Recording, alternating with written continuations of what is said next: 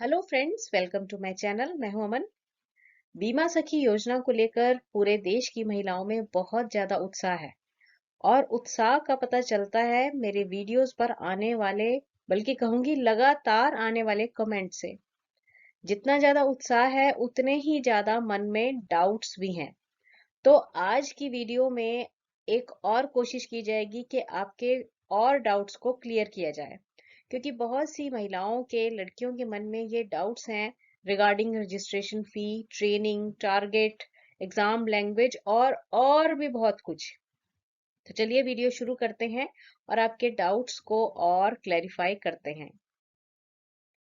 सबसे पहले तो बहुत सी महिलाओं को एग्जाम अप्लाई करने के लिए ही बहुत ज्यादा डाउट्स हैं। तो देखिए, सबसे पहला स्टेप क्या होगा इसमें। आपको जो बीमा सखी योजना के अंतर्गत, जैसा कि आप जानते हैं कि इसमें क्या है, आपको एलआईसी की एजेंट बनना होगा। ठीक है। एलआईसी की एजेंट का क्या काम होता है? इंश्योरेंस करना, लोगों को इंश्योरेंस या फिर जीवन बीमा बेचना या लोगों का जीवन बीमा करना, ये काम होता है एक इंश्योरेंस एजेंट का। पर बीमा सखी योजना के अंतर्गत आपको यही काम करने पे कमीशन के साथ साथ सैलरी भी मिलेगी। चलिए अब आ जाइए कि आप इस योजना के अंतर्गत एलआईसी एजेंट बनना चाहते हैं तो कैसे अप्लाई करें। तो देखिए, इसमें ना अप्लाई करने के दो वे हैं। या तो आप ऑनलाइन अप्लाई कर सकते हैं या फिर आप ऑफलाइन अप्लाई कर सकते हैं। अगर आपने ऑनलाइन अप्लाई करना है तो एलआईसी की वेबसाइट पे जाके आप अप्लाई कर दीजिए। एलआईसी की वेबसाइट में कुछ नहीं है, गूगल पे जाना है और लिख देना है एलआईसी की वेबसाइट। चाहे लिख नहीं सकते तो आप नॉर्मली गूगल पे जाके बोल कर भी जो है एलआईसी की वेबसाइट सर्च कर सकते हैं, आपके सामने सबसे ऊपर आ जाएगी वो। और अगर आप ऑफलाइन अप्लाई करना चाहते हैं, बल्कि मैं पर्सनली यही सुजेस्ट करूंगी कि आप ऑफलाइन अप्लाई करें। ऑफलाइन अप्लाई करने के लिए आपको एलआईसी के दफ्तर जाना होगा या फिर किसी डेवलपमेंट ऑफिसर के साथ बात करनी पड़ेगी, वो आपकी मदद करेगा। या फिर किसी चीफ लाइफ इंश्योरेंस एडवाइजर को अगर आप जानते हैं तो उनसे बात कीजिए। या फिर एलआईसी के जो ऑफिसेज खुले होते हैं वहां पे आप जाइए और बीमा सखी योजना के बारे में बताइए कि मैं बीमा सखी योजना के अंतर्गत एलआईसी एजेंट बनना चाहती हूँ। तो वहां पर आपकी पूरी पूरी मदद की जाएगी, आपको वो पूरा प्रोसेस समझाएंगे। उसके बाद वो आपसे डॉक्यूमेंट्स मांगेंगे। इन डॉक्यूमेंट्स में, जैसे मैंने पुरानी वीडियोस में भी बताया है, फिर से रिपीट कर रही हूँ कि इन डॉक्यूमेंट्स में होगा आपका आधार कार्ड। आपका आधार कार्ड जो है वो आपका एड्रेस प्रूफ की तरह होता है। दूसरा होगा आपका पैन कार्ड। तीसरा होगा आपका 10वीं का सर्टिफिकेट। अब देखिए कि जिन्होंने हायर क्वालिफिकेशन भी है, मतलब 10वीं से जो ज्यादा भी पढ़े हुए हैं, उनको भी कोई चिंता करने की जरूरत नहीं है। मिनिमम क्वालिफिकेशन इसमें 10वीं है। बाकी जितनी मर्जी आपकी पढ़ाई है उससे कोई फर्क नहीं पड़ेगा, आप वो वाले सर्टिफिकेट भी साथ में दे सकते हैं। उसके बाद आपको दो देनी होंगी अपनी पासपोर्ट साइज फोटोग्राफ्स। ठीक है। एक देना होगा कैंसल चेक। कैंसल चेक आप उस बैंक का देंगे जहां पर आप चाहते हैं कि आपकी सैलरी और आपका कमीशन आए। ठीक है। तो ये आपको डॉक्यूमेंट सबमिट करवाने पड़ेंगे। साथ में आपको देनी होगी रजिस्ट्रेशन फी। अब जो रजिस्ट्रेशन फी है वो 800-900 के आसपास होती है, 1000 से कम ही होती है, मतलब। ठीक है ना। तो ये डॉक्यूमेंट्स और साथ में होगी फीस। अच्छा, अब आपसे जब रजिस्ट्रेशन के लिए ये जो डॉक्यूमेंट्स और फीस ले ली जाएगी ना, फिर आपके डॉक्यूमेंट्स और आपको रजिस्टर कर दिया जाएगा एलआईसी की साइट पे, या फिर ऑफलाइन भी आपको ऑफिस में वहां पे रजिस्टर कर दिया जाएगा। जब रजिस्ट्रेशन हो जाएगी फिर वो आपसे पूछेंगे आपके एग्जाम के बारे में, और आपसे पूछ लेंगे कि जो आपने एग्जाम देना है वो किस तारीख को देना है। जिस तारीख को आपको सुटेबल लगेगा उस दिन की आपकी स्लॉट की बुकिंग कर दी जाएगी। ठीक है। अब आपने ये ध्यान रखना है कि जब आपकी जो एग्जाम भरा जाएगा ना, IC38 का एग्जाम के लिए जब आपकी रजिस्ट्रेशन की जाएगी तो आपसे पूछा जाएगा कि आप कौन सी लैंग्वेज में ये एग्जाम देना चाहते हैं। तो देखिए, वैसे तो लैंग्वेजेस वहां पे 16 के आसपास आती हैं, रीजनल लैंग्वेजेस भी होती हैं, पर ज्यादातर लोग हिंदी या फिर इंग्लिश में एग्जाम देते हैं। अब यहाँ पे आपने ध्यान रखना है, अगर आप इंग्लिश लैंग्वेज भरोगे तो वहां पर ना सारे क्वेश्चन जो स्क्रीन पर आएंगे वो इंग्लिश में ही होंगे, ठीक है। पर अगर आपने हिंदी लैंग्वेज भरी तो उससे जो बेनिफिट रहेगा ना वो ये होगा कि जो क्वेश्चंस है ना वो हिंदी में भी होंगे और दूसरी तरफ इंग्लिश में भी होंगे। तो आप दोनों तरफ पढ़ के आराम से समझ के क्वेश्चन का आंसर दे सकते हो। तो सभी लोग क्या करें, जो अगर आपसे लैंग्वेज पूछी जाए तो आप हिंदी लैंग्वेज ही भरें, तो वो आपके लिए ज्यादा फायदेमंद रहेगी। अब रजिस्ट्रेशन फी के रिगार्डिंग बहुत सी महिलाओं को ये डाउट था कि कब भरनी है। तो भाई जब फॉर्म भरा जाएगा, मतलब एग्जाम के लिए आप अप्लाई करोगे, ठीक है, उसी टाइम पर ये रजिस्ट्रेशन फी आपको भरनी पड़ेगी। जैसे स्कूल कॉलेजेस में भी होता था ना, जब हम एग्जाम के लिए अप्लाई करते हैं तभी फी जाती है, तो इसमें भी यही है, जब आप एग्जाम के लिए अप्लाई करोगे तभी आपको ये फी साथ में देनी पड़ेगी। अब ट्रेनिंग के रिगार्डिंग बहुत डाउट है। ट्रेनिंग जो है ना, जब आप रजिस्ट्रेशन कर दोगे ना एग्जाम से पहले और रजिस्ट्रेशन करने के बाद, आपको एक ट्रेनिंग करनी पड़ती है। ट्रेनिंग ऑनलाइन भी होती है और ऑफलाइन भी होती है। अगर आप ऑनलाइन अप्लाई करोगे, ठीक है, तो वो आप घर पे बैठे बैठे भी अपने मोबाइल पे कर पाओगे। और अगर आप ऑफलाइन अप्लाई करोगे तो उसके लिए आपको IRDAI के सेंटर पे जाके ये ट्रेनिंग करनी पड़ेगी। तो अब आपको जो भी सुटेबल है आप वो ट्रेनिंग जो है उसके लिए अप्लाई कर सकते हैं। ये जो ट्रेनिंग है ना ये 25 घंटे की ट्रेनिंग होती है, ठीक है। अब एक बार फिर से कहूंगी, जब आप एग्जाम के लिए अप्लाई करें तो लैंग्वेज कौन सी फिल करें, हिंदी, क्योंकि हिंदी में अप्लाई करने पर स्क्रीन पे आपको दोनों भाषाओं में क्वेश्चन दिखेगा, हिंदी में भी और इंग्लिश में भी। पर अगर आपने इंग्लिश फिल की तो क्वेश्चन सिर्फ इंग्लिश में ही होंगे। अब बहुत सी महिलाएं ये पूछ रही हैं कि एग्जाम का नाम क्या है। तो देखिए मैंने पहले भी बताया है, एग्जाम का नाम है IC38।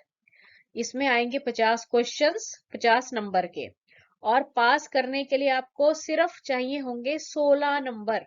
50 में से अगर 16 नंबर भी आ जाते हैं तब भी आप इस एग्जाम को पास कर लोगे।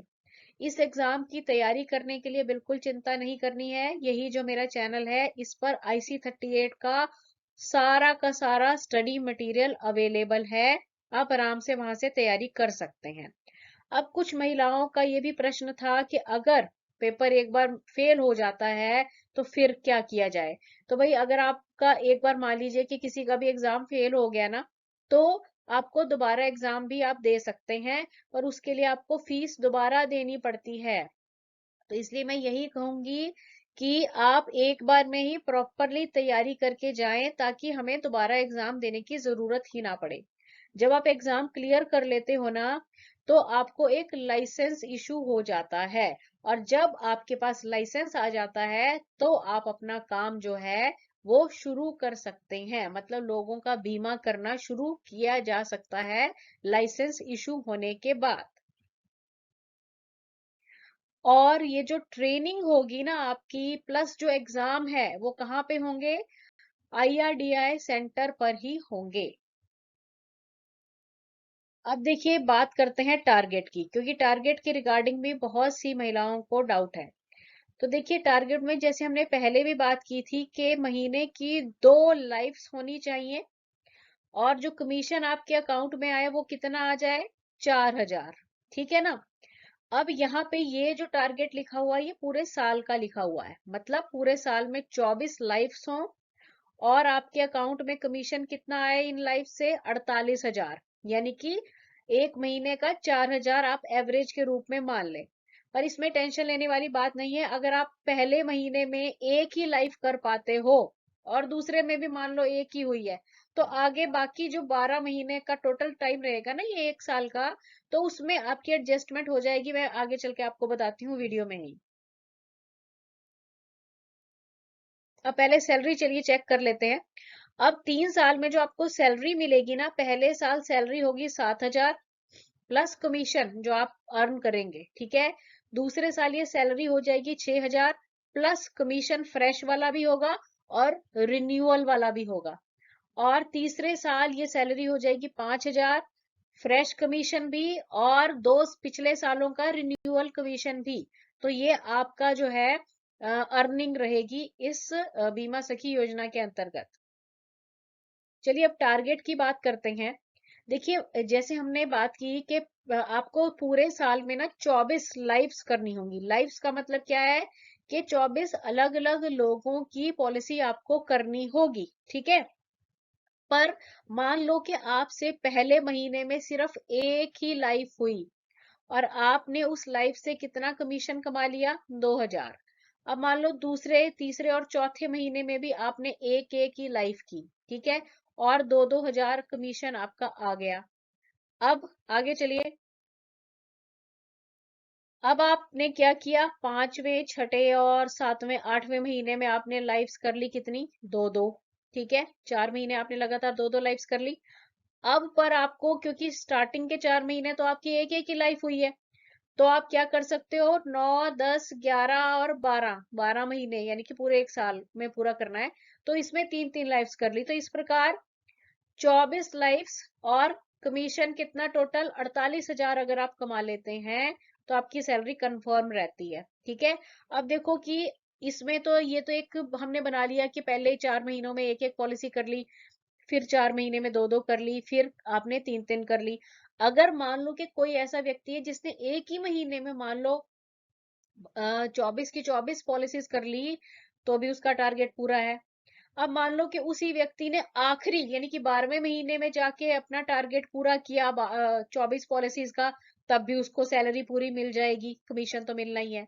तो इसलिए ये आप पर निर्भर करता है कि पूरे साल में 24 लाइफ्स करनी होंगी और 48 हजार का कमीशन कमाना है, तो आपकी सैलरी जो है वो कंफर्म रहेगी। और बहुत सी महिलाओं ने ये भी पूछा कि अगर काम नहीं करते हैं तो सैलरी मिलेगी, तो भाई ये तो कॉमन सी बात है, अगर काम नहीं करेंगे तो सैलरी नहीं मिलेगी। इसलिए अपने माइंड में ये फिक्स कर लें कि अगर सैलरी लेनी है तो आपको काम भी करना पड़ेगा, उसके साथ साथ आपको कमीशन भी आएगा। अब ये तो मिनिमम टारगेट है 24 का, अगर आप इससे ज्यादा करोगे तो आपको कमीशन और ज्यादा हो जाएगा, है ना। सैलरी के लिए ये टारगेट है। अगर आप और पॉलिसीज करते हो और छोटी बड़ी कई पॉलिसीज करते हो तो आपका कमीशन उस हिसाब से बढ़ता जाएगा। अच्छा, अब कई महिलाओं ने ये भी प्रश्न पूछा कि हम अलग जगह पे रहते हैं, मतलब जो हमारा नेटिव प्लेस है, जहाँ के वो वासी हैं, वहां नहीं रह रहे हैं, क्योंकि नौकरी के सिलसिले में या काम धंधे के सिलसिले में हर व्यक्ति जो है अपने मतलब जहाँ का वो निवासी है उससे दूर जगह दूसरी जगह उसे जाना पड़ता है। तो क्या करें। देखिए वैसे तो हमें जो हम एड्रेस प्रूफ देते हैं ना, वो आधार कार्ड दे देते हैं। पर अगर आप दूसरी जगह पे किसी और जगह पे रह रहे हो तो आधार कार्ड पे तो आपके अपने घर का एड्रेस होएगा, है ना। तो ऐसे केस में आप क्या कर सकते हो, क्योंकि अगर मान लो आप किराए पर रह रहे हो, है ना, तो आप रेंट एग्रीमेंट बना के वहां का एड्रेस प्रूफ बना सकते हो, ठीक है। या फिर आपके पास उस जगह का आपका बैंक अकाउंट है, तो बैंक पासबुक में आपका एड्रेस होएगा। अब उस एड्रेस का यूज करके भी आप रेंट एग्रीमेंट या फिर एड्रेस प्रूफ जो है वो बना सकते हो। तो इस प्रकार अगर आप अपने जो आपका बेसिक जगह है वहां ना रहकर किसी और जगह पे रह रहे हो, रेंट पे या बाहर रह रहे हो, तो इस प्रकार आप जो है एड्रेस प्रूफ बना सकते हो और बीमा सखी योजना के अंतर्गत जो है अपना LIC की एजेंसी ले सकते हो। फिर बहुत सी महिलाओं को कैंसल चेक के बारे में भी नहीं पता था। अब मैं एक पिक्चर दिखाऊंगी कैंसल चेक की, उससे आपको पता चल जाएगा। देखो कैंसल चेक कुछ भी नहीं होता है, अपनी चेक बुक में से आपने एक चेक फाड़ लेना है, उस पर ऐसे दो लाइनें लगानी है और कैंसल लिख देना है, ये कैंसल चेक हो जाता है ना, इजी। अच्छा, अब कई जो स्टूडेंट्स हैं, लड़कियां हैं, उन्होंने कहा कि हम गवर्नमेंट जॉब के लिए प्रिपेयर कर रहे हैं, तो क्या हम बीमा सखी योजना के अंतर्गत LIC एजेंट बन सकते हैं। तो जी बिल्कुल बन सकते हैं। आप गवर्नमेंट जॉब की प्रिपरेशन भी करते रहिए, बीमा सखी योजना के अंतर्गत LIC के एजेंट भी बन जाइए और अपनी अर्निंग भी स्टार्ट कर सकते हैं। अब बात आई कि आप अभी तो गवर्नमेंट जॉब की प्रिपरेशन कर रहे थे, अब मान लो कि आप गवर्नमेंट जॉब में सिलेक्ट हो जाते हैं फ्यूचर में, तो क्या होगा। तो भाई आपको फिर ये जो इंश्योरेंस एजेंसी है इससे आपको रिजाइन करना होगा। अब बहुत सी महिलाओं ने पूछा कि हम ऑलरेडी एजेंट हैं, ये हमने पिछले महीने पेपर दिया था या उससे पिछले महीने दिया था, पिछले साल पेपर दिया था, तो क्या हम इस योजना के अंतर्गत सैलरी ले सकते हैं? तो देखिए इसका आंसर है नहीं। अगर आप ऑलरेडी एजेंट हैं तो आप बीमा सखी योजना के अंतर्गत आपको फायदा नहीं मिलेगा। आपके पति अगर गवर्नमेंट एम्प्लॉय हैं तब भी इस योजना के अंतर्गत आप एजेंट नहीं बन सकते, और अगर आप खुद गवर्नमेंट एम्प्लॉय हैं तब तो बिल्कुल ही नहीं। तब तो आप बीमा सखी योजना के अंतर्गत जो इंश्योरेंस एजेंट नहीं बन सकते हैं। बहुत सी महिलाओं ने पूछा कि वो संविदा वर्कर हैं या फिर आशा वर्कर हैं, तो क्या वो बीमा सखी योजना के अंतर्गत एजेंट बन सकते हैं? तो इसका आंसर भी नहीं है। अब कई सवाल ऐसे आए कि क्या ये एक नेटवर्किंग कंपनी है, नेटवर्किंग कंपनी जिसमें लोगों को जोड़ना होता है? तो जी बिल्कुल भी नहीं। ये नेटवर्किंग कंपनी या नेटवर्किंग का काम नहीं है। ये एलआईसी है, और एलआईसी हमारे देश की सबसे बड़ी और सबसे पुरानी लाइफ इंश्योरेंस कंपनी है। टीवी में, रेडियो में आपने बहुत इसकी ऐड सुनी होगी। इसमें आपको लोगों का जीवन बीमा करना होता है, कोई लोगों को जोड़ना नहीं है, कोई चिट फंड कंपनी का काम नहीं है ये। एलआईसी भारत की सबसे पुरानी, सबसे बड़ी लाइफ इंश्योरेंस कंपनी है। ये एक सरकारी इंश्योरेंस कंपनी है। इसके अंडर अगर आप एलआईसी एजेंट बनते हैं और अच्छी तरह से काम करते हैं तो आपका फ्यूचर जो है ब्राइट है, और ये बहुत बढ़िया काम है, सुरक्षित काम है। आई थिंक आपके क्वेश्चंस का आंसर इस वीडियो से काफी हद तक मिल गया होगा। अगर कोई और डाउट्स हैं तो मुझे कमेंट करके जरूर बताइए, और चैनल को लाइक, शेयर और सब्सक्राइब जरूर कीजिए। Thank you.